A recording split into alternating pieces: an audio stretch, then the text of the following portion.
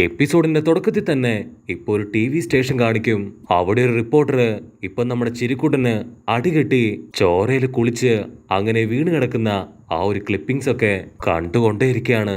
അപ്പൊ അവന്റെ കൊളീഗ് അവനോട് ദേഷ്യപ്പെട്ട് പറയും, വെറുതെ വെറുതെ വീഡിയോസ് കണ്ടിരിക്കുകയല്ല, നിനക്ക് എന്തെങ്കിലുമൊക്കെ ഒരു ജോലി ചെയ്തൂടെ. അപ്പൊ ആ ഒരു ഗുണ്ട് റിപ്പോർട്ടർ അടുത്തുള്ള ഒരുപാട് ബുക്സ് ഇപ്പൊ വായിക്കാൻ തുടങ്ങും. ആ ബുക്സിൽ മുഴുവൻ ഒരുപാട് മീഡിയാസ് ചിരിക്കുട്ടനെ കുറിച്ച് എഴുതിയ ആളുടെ വലിയൊരു ചരിത്രം തന്നെയാണ്. സോ അതിൽ നിന്നെല്ലാം വളരെ ഡിഫറെന്റ് ആയിട്ട് എന്തെങ്കിലും ചെയ്യണമെന്ന് അവരിപ്പോ പരസ്പരം പറയും. റിപ്പോർട്ടേഴ്സ് എല്ലാവരും ചേർന്ന് ഇപ്പൊ ലീഗ് ഓഫ് വില്ലൻസിനെ കുറിച്ച് ഭയങ്കര കാര്യമായിട്ട് എഴുതാൻ തുടങ്ങും.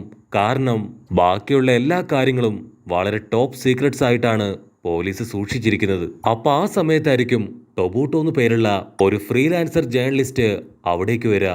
അവൻ ഡയറക്റ്റ് ആയിട്ട് അവൻ എഡിറ്റർ പെണ്ണിന്റെ അടുത്തേക്ക് ചെന്ന് ചില കാര്യങ്ങള് ഇപ്പൊ അവളോട് പറയാൻ തുടങ്ങും. അവൻ പറയും, ചിരിക്കുട്ടന്റെ അവസാനത്തെ ഫൈറ്റ് അത് കഴിഞ്ഞ് അടുത്തത് നിന്റെ ഊഴെന്ന് പറഞ്ഞ് നമ്മുടെ ചിരിക്കുട്ടൻ അവൻ ആർക്കോ നേരെ കൈ നീട്ടി കാണിച്ചു. അതുറപ്പായിട്ടും വില്ലന്മാർക്ക് നേരെ ആവാൻ ഒരു ചാൻസും ഇല്ല. അവൻ മറ്റാർക്കോ നേരെ മറ്റെന്തോ ഉദ്ദേശത്തിലാണ് അവന്റെ കൈ ചൂണ്ടിക്കാണിച്ചത്. അവൻ വീണ്ടും പറയും, ഞാൻ ചിരിക്കുട്ടനെ കുറിച്ച് ഒരുപാട് കാര്യങ്ങൾ റിസർച്ച് ചെയ്തു. അതിലെനിക്ക് അറിയാൻ കഴിഞ്ഞത് ഒരുപാട് കാലം ആള് നമ്പർ 1 സൂപ്പർ ഹീറോ ആയി ലോകത്തുള്ള എല്ലാവർക്കും വേണ്ടി വർക്ക് ചെയ്തു. പിന്നീട് കുറച്ച് വർഷങ്ങൾക്ക് മുൻപാണ് അതൊക്കെ നിർത്തിവെച്ച് US സ്കൂളിലെ വെറും ഒരു ടീച്ചറായി ജോയിൻ ചെയ്തത്. പിന്നീടാണ് ചിരിക്കുട്ടന് അവന്റെ പവർ നഷ്ടപ്പെട്ട കാര്യം ജനങ്ങൾ പോലും അറിയുന്നത്. അതിനെല്ലാം ഒടുവിലായിട്ട് അവൻ ആർക്കോ നേരെ കൈ ചൂണ്ടി അടുത്തത് നിന്റെ ഊഴമാണെന്ന് വളരെ വ്യക്തമായിട്ട് പറയുകയും ചെയ്തു. അപ്പൊ അതിനർത്ഥം അത് മറ്റൊന്നുമല്ല, അവനു പകരം മറ്റേതോ ഒരു സൂപ്പർ ഹീറോയെ കണ്ടെത്തിയിട്ടുണ്ട്. എന്റെ സംശയം ശരിയാണെങ്കിൽ അത് US സ്കൂളിലെ ഒരു സ്റ്റുഡന്റ് ആണ്. ആക്ച്വലി ഇവൻ കരുതി വെച്ചിരിക്കുന്നത് ആ ഒരു സ്റ്റുഡന്റ് US സ്കൂളിലെ ബിഗ് 3യിലെ ആ ഒരു ചുന്ദരക്കുട്ടൻ. കാരണം അവൻ ഏകദേശം ആൽമൈറ്റിനെ പോലെ തന്നെയാണ് കാണാൻ. മാത്രമല്ല അവൻ ഭയങ്കര ഹാർഡ് വർക്കിംഗ് ആണ്. ചിരിക്കുട്ടനുമായിട്ട് നല്ല കണക്ഷനും ഉണ്ട്. പക്ഷെ അതോടൊപ്പം തന്നെ എനിക്ക് മറ്റൊരു ഡൗട്ട് കൂടിയുണ്ട്. ചിരിക്കുട്ടൻ ഫുൾ ടൈം US സ്കൂളിലെ A സെക്ഷൻ സ്റ്റുഡൻസിന്റെ കൂടെയാണ്. അവർക്കാണ് ഫുൾ ടൈം ട്രെയിനിങ്, ക്ലാസ്, അങ്ങനെ എല്ലാ കാര്യങ്ങളും ചിരിക്കുട്ടൻ കൊടുക്കുന്നത്. ഒരു പക്ഷേ അവരിൽ ആരെങ്കിലും ആവാനും നല്ല ചാൻസ് ഉണ്ട്. അതാരാണെന്ന് കണ്ടുപിടിക്കണമെങ്കിൽ US സ്കൂളിലെത്തി സ്റ്റുഡൻസുമായിട്ട് സംസാരിക്കണം. അപ്പൊ അവൻ പറയും, ഞാനൊരു ഫ്രീലാൻസർ ആണ്, അതുകൊണ്ട് തന്നെ അവിടേക്ക് അത്ര എളുപ്പത്തില് എന്നെ കൊണ്ട് കയറി പറ്റാൻ കഴിയില്ല. അതുകൊണ്ട് നിങ്ങൾ എന്നെ അവിടേക്ക് കയറാൻ റെക്കമെൻഡ് ചെയ്യുകയാണെങ്കിൽ ഉറപ്പായിട്ടും അടുത്ത നമ്പർ 1 സൂപ്പർ ഹീറോ അതാരാണെന്ന് നമുക്ക് തന്നെ കണ്ടുപിടിക്കാം. ആ ന്യൂസ് റിപ്പോർട്ടും ആ സീക്രട്ടും നമ്മുടെ കയ്യില് ഭദ്രമായിരിക്കും. അതുപയോഗിച്ച് നമുക്ക് വമ്പൻ റീച്ച് ഉണ്ടാക്കാം. അത് കേൾക്കുമ്പോ ആ എഡിറ്റർ ചേച്ചിക്കും ഇപ്പൊ ഒരുപാട് സന്തോഷാവും. അവിടുന്ന് അങ്ങനെ കട്ട് ചെയ്ത് ഇപ്പൊ US സ്കൂള് കാണിക്കും. ഐസമ മാസ്റ്റർ നമ്മുടെ സ്റ്റുഡൻസിനോട് പറയും, നിങ്ങളെക്കുറിച്ച് ആർട്ടിക്കിൾ തയ്യാറാക്കാൻ കുറച്ച് ന്യൂസ് റിപ്പോർട്ടേഴ്സ് വരുന്നുണ്ട്, അതുകൊണ്ട് എല്ലാവരും റെഡി ആയിരിക്കണം. മാത്രമല്ല നല്ല സ്മാർട്ടായിട്ട് നല്ല ആൻസേഴ്സ് അവർക്ക് കൊടുക്കണം.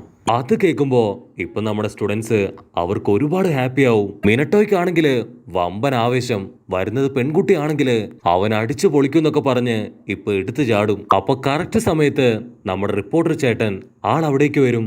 ആളെ കണ്ടതും ഇപ്പൊ മിനട്ടോടെ കാറ്റ് പോവും. അപ്പൊ റിപ്പോർട്ടർ ചേട്ടൻ പറയും, നിങ്ങൾ ആരും എനിക്ക് വേണ്ടി പ്രത്യേകിച്ച് ഒന്നും ചെയ്യോ പറയോ ഒന്നും വേണ്ട. നിങ്ങൾ കാഷ്വൽ ആയിട്ട് എങ്ങനെയാണോ ഇവിടെ ടൈം സ്പെൻഡ് ചെയ്യുക അതുപോലെ തന്നെ ചെയ്യുക. എനിക്ക് ആവശ്യമുള്ള കാര്യങ്ങളും ഫോട്ടോസും ഞാൻ അതിൽ നിന്ന് തന്നെ കളക്ട് ചെയ്തോളാം. ഇടയ്ക്ക് ഞാൻ നിങ്ങളിൽ ചിലരോട് കൊച്ചു കൊച്ചു ക്വസ്റ്റ്യൻസ് ചോദിക്കും, അതിനു മാത്രം എനിക്ക് കറക്റ്റായിട്ട് മറുപടി തരണം. അപ്പൊ അത് കേട്ട് ഇപ്പൊ ഐസമ മാസ്റ്റർ പറയും, ഇനിയുള്ള ടൈം അത് ഇദ്ദേഹത്തിൻ്റെതാണ്, അതുകൊണ്ട് എല്ലാവരും ഇദ്ദേഹമായിട്ട് കോപ്പറേറ്റ് ചെയ്യണം. എന്തെങ്കിലും ആവശ്യമുണ്ടെങ്കിൽ ലിഡാപ്പയ്യനെ അവനെ ഇൻഫോം ചെയ്താൽ മതി എന്ന് പറഞ്ഞ് മാസ്റ്റർ ഇപ്പൊ പുറത്തേക്ക് പോകും. അവിടുന്ന് അങ്ങനെ കട്ട് ചെയ്ത് ഇപ്പൊ മണിക്കൂറുകൾക്ക് ശേഷം ന്യൂസ് റിപ്പോർട്ടർ 20 സ്റ്റുഡൻസിന്റെ കംപ്ലീറ്റ് ഡീറ്റെയിൽസ് അത് കളക്ട് ചെയ്തു. അങ്ങനെ വീണ്ടും മണിക്കൂറുകൾ സ്പെൻഡ് ചെയ്യുമ്പോൾ 6 പേരെ അവൻ ഷോർട്ട് ലിസ്റ്റ് ചെയ്യും. അതിലൊന്നാമത്തെ ആള് നമ്മുടെ ചപ്രത്തലയൻ. പക്ഷെ അവന്റെ ദേഷ്യവും കലിപ്പും ഇൻപേഷ്യൻസും അത് കാണുമ്പോൾ തന്നെ ചിരിക്കുട്ടന്റെ പകരക്കാരൻ അത് അവനാവാൻ ഒരു ചാൻസും ഇല്ലാന്ന് അവന് മനസ്സിലാവും. അടുത്തതായിട്ട് നമ്മുടെ ടോഡറോക്കി. പക്ഷെ അവനാവാൻ ഒരു ചാൻസും ഇല്ല. കാരണം അവൻ എൻഡവറിന്റെ മകനാണ്. എൻഡവറും ചിരിക്കുട്ടനും അവർ രണ്ടുപേരും അത്ര ചേർച്ചയിലല്ല. അതുകൊണ്ട് ഒരിക്കലും അവനാവാൻ ഒരു ചാൻസും ഇല്ല. അടുത്തതായിട്ട് കാക്കത്തലേനും ലിഡാപ്പയ്യനും. അവർക്ക് രണ്ടുപേർക്കും സ്പെഷ്യൽ പവറോ വമ്പൻ കോൺഫിഡൻസോ ഒന്നുമില്ല. അതുകൊണ്ട് അവരും ഞാൻ സംശയിച്ച ആളാവാൻ ഒരു ചാൻസും ഇല്ല. അങ്ങനെ അവൻ എല്ലാവരെയും വാച്ച് ചെയ്ത് ഒടുവില് നമ്മുടെ ഹീറോയുടെ അടുത്തെത്തും. ആളിപ്പോ ഹീറോയെ സംശയിച്ച് നിൽക്കുന്ന അതേ സമയത്ത് ചിരിക്കുടൻ അവിടേക്ക് വരും. ചിരിക്കുടന്റെ കയ്യില് ഇപ്പൊ ഹീറോയ്ക്ക് കൊടുക്കാൻ ഒരുപാട് സ്വീറ്റ്സ്, കൊട, അങ്ങനെ ഒത്തിരി ഐറ്റംസ് ഉണ്ട്. ആക്ച്വലി ഈ സാധനങ്ങളൊക്കെ ചിരിക്കുടന്റെ വലിയൊരു ഫാൻ ഒരുപാട് സ്നേഹത്തോടു കൂടെ അവന് കൊടുത്തതാണ്. അതൊക്കെ ഇസുക്കിനെ ഏൽപ്പിക്കാനാണ് നമ്മുടെ ചിരിക്കുട്ടൻ ഇപ്പൊ അങ്ങോട്ട് വരിക. അപ്പൊ ചിരിക്കുട്ടൻ നമ്മുടെ ഹീറോയെ കണ്ട് ആ സ്വീറ്റ്സും ബന്നും എല്ലാം അവന്റെ കയ്യിൽ കൊടുക്കും. ഇത് മുഴുവൻ നീയും ഫ്രണ്ട്സും ഷെയർ ചെയ്ത് കഴിക്കണം. മാത്രമല്ല നാളെ മുതൽ നല്ല രീതിയിൽ പ്രാക്ടീസ് ചെയ്ത് നമ്മുടെ ലക്ഷ്യം അവിടേക്ക് എത്രയും പെട്ടെന്ന് നീ എത്തണമെന്ന് പറഞ്ഞ് അവൻ നടന്നു പോകും. അപ്പൊ അതേ സമയത്ത് ആ ന്യൂസ് റിപ്പോർട്ടർ ആൾ ഈ കാര്യങ്ങളൊക്കെ കണ്ട് ഇപ്പൊ കാഷ്വലായിട്ട് ഹീറോയുടെ അടുത്തേക്ക് വരും. ആൾക്ക് പിടികിട്ടും അടുത്ത ചിരിക്കുട്ടൻ അത് ഇസുക്ക് പയ്യനാണ്. ഇവനെയാണ് ചിരിക്കുട്ടൻ അടുത്ത സൂപ്പർ ഹീറോ ആയിട്ട് തെരഞ്ഞെടുത്തിരിക്കുന്നത്. അങ്ങനെ റിപ്പോർട്ടർ ഇപ്പൊ കാഷ്വലായിട്ട് അവനോട് സംസാരിക്കാൻ തുടങ്ങും. ഇതെന്താ സ്വീറ്റ് ആണോ? ഒരെണ്ണം ഞാനും കഴിക്കട്ടെ എന്ന് പറഞ്ഞ് സ്വീറ്റൊക്കെ കഴിച്ച് റിപ്പോർട്ടർ പറയും, ആക്ച്വലി ഞാനും ചിരിക്കുട്ടന്റെ വലിയൊരു ഫാനാണ്. കാരണം വർഷങ്ങൾക്ക് മുൻപ് വലിയൊരു ഫയർ അറ്റാക്കില് എന്റെ അച്ഛനും പെട്ടുപോയിരുന്നു. ആരും രക്ഷിക്കാനില്ലാതെ അദ്ദേഹം നിലവിളിച്ചു. എന്റെ അച്ഛൻ മാത്രമല്ല, അച്ഛന്റെ കൂടെ മറ്റ് 24 പേരും ആ തീയിൽ പെട്ടുപോയിരുന്നു. എല്ലാവരും പേടിച്ചു മാറി നിന്നപ്പോ ചിരിക്കുട്ടൻ ആള് മാത്രമാണ് ആ 25 പേരെയും ഒറ്റയ്ക്ക് രക്ഷിച്ചത്. അന്നാണ് ആദ്യമായിട്ട് ഞാൻ ചിരിക്കുട്ടനെ കണ്ടതും ആ ഒരു ഫോട്ടോ എന്റെ ക്യാമറയിൽ പതിപ്പിച്ചതും. നെക്സ്റ്റ് ഡേ തന്നെ ആ ഫോട്ടോ ഞാൻ പത്രത്തിൽ പബ്ലിഷ് ചെയ്തു. പക്ഷെ ഇപ്പോഴത്തെ എന്റെ ഏറ്റവും വലിയ വിഷമം ചിരിക്കുട്ടൻ റിട്ടയർ ചെയ്തതിനെ ഓർത്താണ്. അതുകൊണ്ട് തന്നെ ഇപ്പൊ സിറ്റിയിലേക്ക് ഒരുപാട് മോൺസ്റ്റേഴ്സും വില്ലന്മാരും കടന്നുകൂടിയിരിക്കുകയാണ്. ഇങ്ങനെ പോയാ ഉറപ്പായിട്ടും നമ്മുടെ സിറ്റി അത് നശിക്കും. അത് കേൾക്കുമ്പോ ഇപ്പൊ ഒരു സെക്കൻഡ് നമ്മുടെ ആള് ഇനി അടുത്തത് അവന്റെ കൂടാണ്. അതുകൊണ്ട് എത്രയും പെട്ടെന്ന് ട്രെയിനിങ് ചെയ്ത് ഞാൻ പവർഫുൾ ആവണം എന്നൊക്കെ ചിന്തിക്കാൻ തുടങ്ങും. അപ്പൊ അതേ സമയത്ത് ആ റിപ്പോർട്ടർ ഒരു ഫോട്ടോ എടുത്ത് നമ്മുടെ ചെക്കനെ കാണിക്കും. അടുത്ത ഊഴം അത് നിന്റെ ആണല്ലേ ചോദിക്കുമ്പോ അവൻ ഒരു സെക്കൻഡ് ഇപ്പൊ ഫ്രീസ് ആയി പോവും. അവൻ ഷോക്കായിട്ട് ചോദിക്കും, നിങ്ങൾ എങ്ങനെ ഇത് കണ്ടുപിടിച്ചു? ഈ ഫോട്ടോ അത് എവിടുന്ന് എടുത്തു? അതിന്റെ പ്രിന്റ് അത് എവിടുന്ന് കിട്ടി? അപ്പോഴായിരിക്കും ആ റിപ്പോർട്ടർ അവന്റെ ബോഡി കാണിച്ചു കൊടുക്കുക.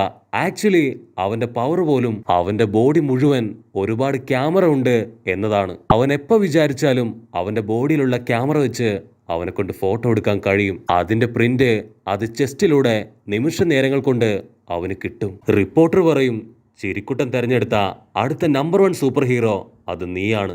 അതെന്റെ ഇത്രയും നാളത്തെ ഇൻവെസ്റ്റിഗേഷനിൽ ഞാൻ കറക്റ്റായിട്ട് കണ്ടുപിടിച്ചു. പലതവണ നിങ്ങൾ പരസ്പരം അങ്ങോട്ടും ഇങ്ങോട്ടും സപ്പോർട്ട് ചെയ്തു. മാത്രമല്ല നിങ്ങൾ ഒഫീഷ്യലായിട്ടും അല്ലാതെയും ഒരുപാട് തവണ മീറ്റ് ചെയ്തിട്ടുണ്ട്. നീ എപ്പോഴാണോ ഈ US സ്കൂളിൽ ജോയിൻ ചെയ്തത് അപ്പൊ തന്നെയാണ് ചിരിക്കുട്ടനും ഇതേ സ്കൂളിൽ ജോയിൻ ചെയ്തത്. മാത്രമല്ല നിന്റെ ഫ്രണ്ട് ആ കൊട്ടപ്പയ്യൻ, അവനോട് ഞാൻ ഒരുപാട് കാര്യങ്ങൾ ചോദിച്ചു.